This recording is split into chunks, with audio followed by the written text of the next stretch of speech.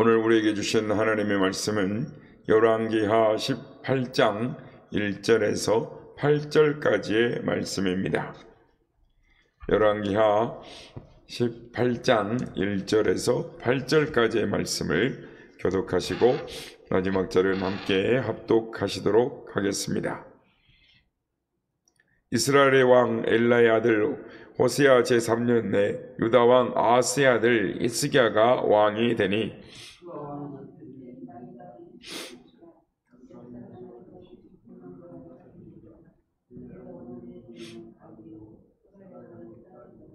히스기야가 그의 조상 다윗의 모든 행위와 같이 여호와께서 보시기에 정직하게 행하여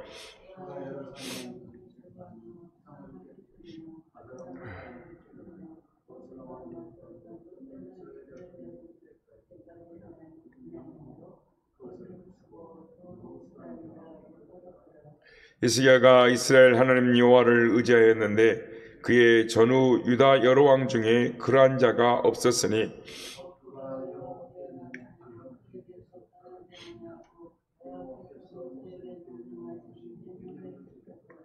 여호와께서 그와 함께 하심에 그가 어디로 가든지 형통하였더라. 저가 아수르 왕을 배반하고 섬기지 아니하였고 그가 블레셋 사람들을 쳐서 가사와 그 사방에 이르고 망대에서부터 견관성까지 이르렀더라. 아멘. 할렐루야. 오늘도 우리 예배관 함께 하신 주님을 찬양합니다. 그리고 새벽을 깨워 기도에 향하러 나오신 모든 성도님들을 주의 이름으로 환영하고 축복합니다.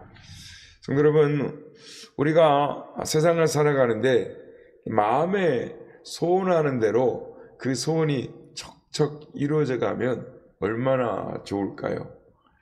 그러나 이 세상 일은 결코 마음에 소원하는 대로 되지를 않습니다. 그러나 2023년 새해에는 우리 모두에게 형통한 한 해가 되시기를 예수님의 이름으로 축복합니다. 성경에는 이 형통이라는 단어가 아주 많이 등장하는데요. 쉽게 번역하면 성공으로 번역을 할 수 있을 것 같습니다. 성경의 형통한 인물로 대표적으로 창세기의 요셉을 들 수가 있습니다. 형들의 시기를 받아서 애굽의 종으로 팔려갔지만 형통한 자가 되어서 애굽의 총리까지 올랐기 때문입니다. 요셉 외에 성경의 형통한 인물로 묘사된 사람이 바로 히스기야 왕입니다. 열왕기하와 역대하에 보면 여러 유다 왕들 중에 히스기야의 생애에 대해서 비교적 길게 소개를 하고 있습니다. 그리고 오늘 보면 7절에 보면 히스기야 왕을 형통한 왕으로 묘사를 하고 있습니다. 그리고 역대하 31장 21절에도 히스기야 왕을 형통하였더라 라고 한마디로 요약을 하고 있습니다. 오늘 시간에는 히스기야 왕이 어떻게 형통한 삶을 살게 되었는지, 형통한 삶을 살게 된 원인이 무엇인지를 살펴보므로 은혜를 나누고자 하는 것입니다. 여러분, 세상의 형통과 성경의 형통은 다릅니다.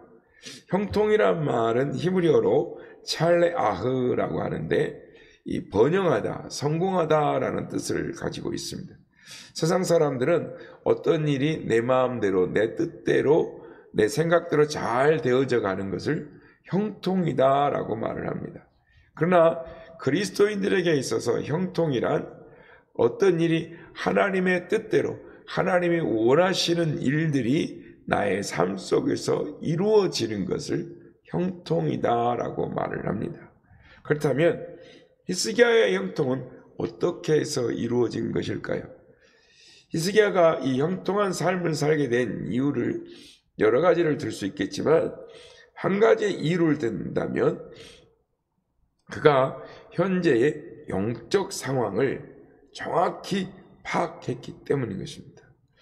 여러분, 비행기 조종실에는 기장과 이 부기장이 이렇게 들어갑니다. 그런데 예전에 80년대만 해도 이 두 사람 외에 반드시 한 사람이 더 들어가야 했습니다. 한 사람이 더 들어가 있는 그 사람은 어떤 사람일까요? 누구일까요? 항법사입니다.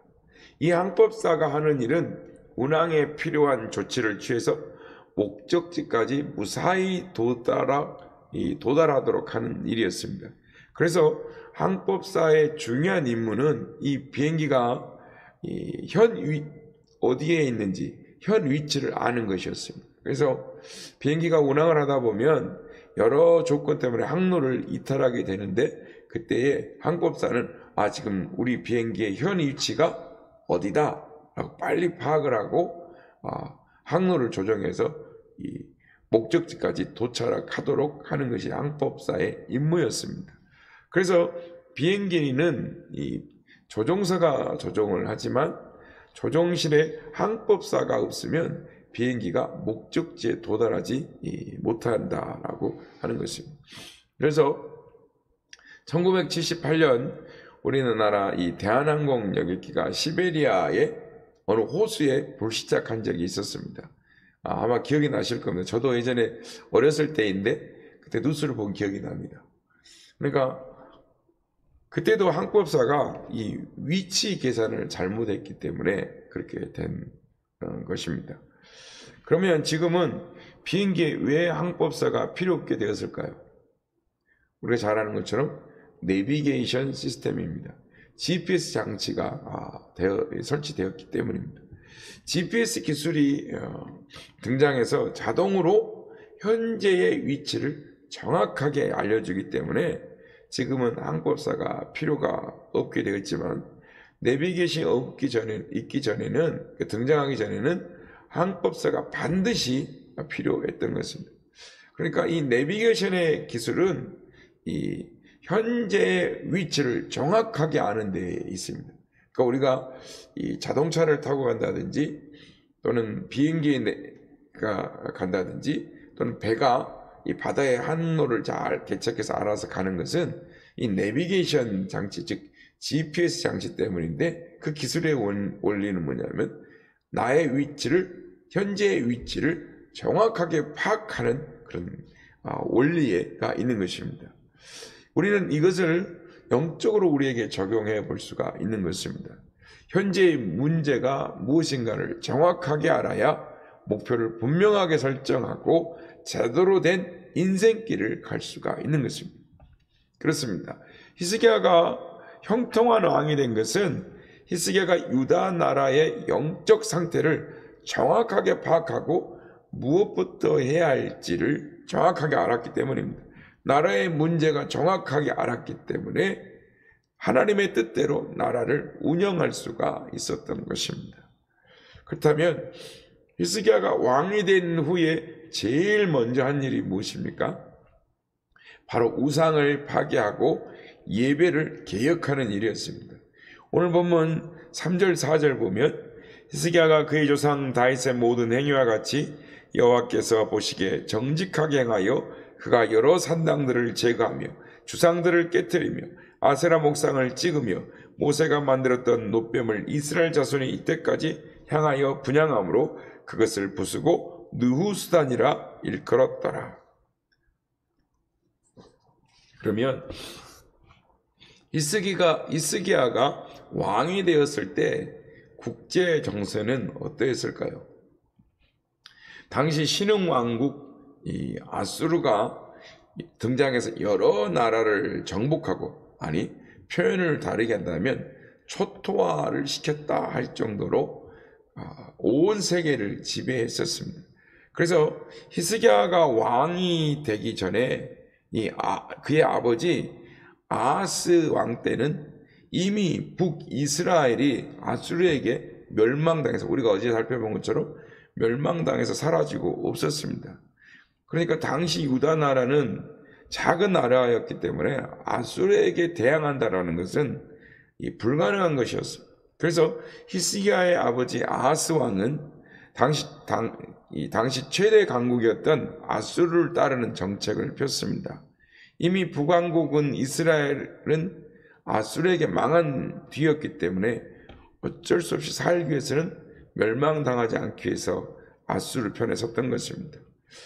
히스기야의 아버지 아하스는 어떻게 보면 현실주의자였습니다. 그래서 아하스 왕은 당시 이스라엘 북쪽의 아람 왕이 유다 왕국을 침략하고 안보가 위험해지자 당시에 떠오르는 강대국 아수르에게 조공을 바칩니다. 우리가 16장에 살펴봤던 것처럼 이 금, 은을 벽에 있는 금, 성전 벽에 기둥에 묻혀 입힌 금까지 다 긁어서 그리고 다윗 왕고에 있는 모든 금은 보화를 다 갖다가 디글라빌레셋에게 바칩니다.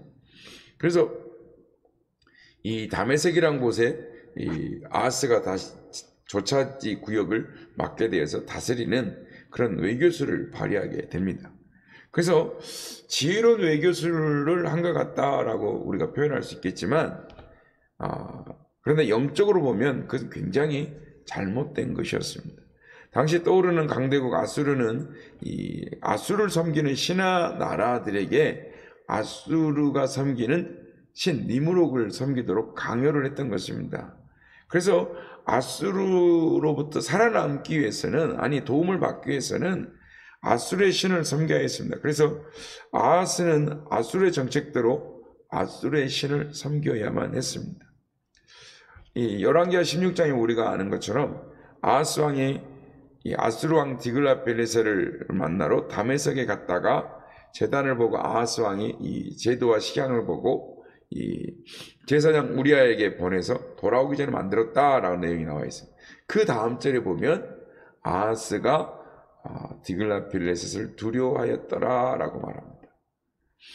그러니까 아하스는 실리 외교를 펴서 아수르를 의지하여 나라를 지키는 데는 성공했지만 그런 말미암아 유다 나라는 아수르를 섬기기 위해서 성전문을 닫게 되었고 아수르 신을 섬기는 산당들을 나라 구석구석마다 만들게 되었던 것입니다.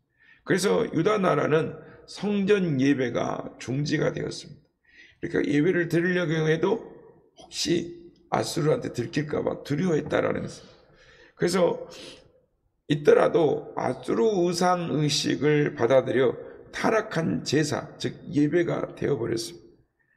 그런데 이 영적 타락을 유다 백성들은 심각하게 여기지 않았다라는 것입니다. 어제 우리가 살펴봤던 것처럼, 제가 말씀드렸던 것처럼 미국의 조 바이든 대통령이 취임할 때 그 영상을 보신 분 있는지 모르겠습니다. 미국은 이 건국할 때 청교도들이 했지 않습니까? 그래서 모든 행사를 하면 성경책에다 손을 얹고 기도를 이렇게 선서를 합니다. 그런데 기도를 하면 이번에 조 바이든이 선서할 때는 그 기도를 목사분이 나와서 기도를 했는데 예수 그리스도의 이름으로 기도하지 않고 이 세상의 이 모든 신들의 이름으로 기도를 했습니다. 하원이 개원할 때도 우리가 국회가 개원하면은 기도하는 것처럼 거기다 하원이 개원을 하면은, 그런데 기도를 브라만의 이름으로 모든 여자와 모든 남자의 이름으로 이렇게 기도를 합니다. 제가 이걸 어디서 봤냐면 워싱턴의 한인 장로계 뉴응열 목사님, 총신책이죠. 그 목사님이 본인이 미 의회에 가서 기도를 했는데 예수님의 이름으로 기도를 했더니 국회의원들이 막 너 왜 예수의 이름으로 기도했느냐라고 항의할 줄 알았는데 전화가 막 오는데 예수의 이름으로 기도해 줘서 고맙다고 막 그렇게 전화가 오고, 또 다른데 또 의회를 갔더니 그 부의장이 와가지고 항의를 할 줄 알았더니 저번에 하원에서 개원할 때 기도했던 것처럼 그렇게 기도해 주십시오, 이렇게 이야기를 했더라고요. 그런데 미국에는 기도를 하면은 이렇게 지시문이 내려온다는 거예요. 그래서 예수님의 이름으로 기도하지 마십시오. 미국은 종교의 자유가 있는 나라니까 그러니까 기도하면 안 됩니다. 그런데 미국은 청교도가 건국했고 그들의 돈에도 우리는 하나님을 믿습니다라고 되어 있는 거죠. 근데 그들이 왜 그렇게 되었을까요? 지금 미국 사람들은 그걸 하면서도 심각하게 생각하지 않는 거죠. 오늘날 우리나라도 그런 부분을 우리가 생각할 수 있습니다. 아무튼 새롭게 왕이 된 히스기야는 나라의 경제 안보가 아수르의 손에 달린 것이 아니라 하나님의 손에 달린 걸 믿었기 때문에 하나님을 분노하게 만드는 그 우상을 그대로 두면 북쪽 이스라엘처럼 유다 나라도 역시 멸망할 수밖에 없다라는 것을 너무나 잘 알고 있었어요. 그래서 히스기야는 왕이 되자마자 철저히 우상을 파괴하는 것을 먼저 했고, 성전을 정결하게 해서 닫혔던 성전 문을 열고 하나님 앞에 바른 예배가 드려지도록 했던 것입니다. 히스기야의 우상 파괴 운동, 예배 개혁 운동은 나라를 살리는 훌륭한 정책이 되었고, 그로 말미암아 히스기야는 형통한 왕이 되었습니다. 여러분, 히스기야가 형통한 왕이 될 수 있었던 것은 바로 현재의 영적 상태를 정확하게 알고 파악할 수 있었기 때문입니다. 현재의 나라의 문제가 무엇인가, 이 문제는 무엇 때문에 왔는가, 원인이 무엇인가 정확하게 파악할 수 있었기 때문입니다. 그렇다면 히스기야는 어떻게 그런 일이 가능했을까요? 영적으로 깨어 있었기 때문입니다. 여러분, 히스기야가 어떻게 나라의 영적 상태를 파악할 수 있었을까요? 그것은 간단합니다. 그 기준이 하나님의 말씀이었기 때문입니다. 하나님의 말씀에 비춰보니 얼마나 잘못된 길을 가고 있는지 알았고, 또한 자신의 영적 상태, 자신의 현재 위치를 알았기 때문에 개혁을 할 수 있었던 것입니다. 그래서 오늘 본문 6절 말씀에 곧 그가 여호와께 연합하여 그에게서 떠나지 아니하고 여호와께서 모세에게 명령하신 계명대로 지켰더라라고 했습니다. 성도 여러분, 우리가 2023년 바른 목표를 가지고 바르게 나아가려면 나의 문제가 무엇인가, 영적으로 무엇인가를 알아야 하는 것입니다. 그러려면 영적으로 깨어 있어야 합니다. 말씀에 비추어 내 위치를 정확히 진단해야 하는 것입니다. 성도 여러분, 올해 2023년이 형통하기를 원하십니까? 그렇다면 하나님께 나의 문제가 무엇인가를 가르쳐 달라고 강구하십시오. 나의 영적 상태가 무엇인지, 나의 현재 위치가 무엇인지, 그리고 그 원인이 무엇인지, 그리고 가르쳐 주시면 즉시 순종하겠습니다 라는 결단을 하시는 우리 모두가 다 되시기를 예수님의 이름으로 축복합니다.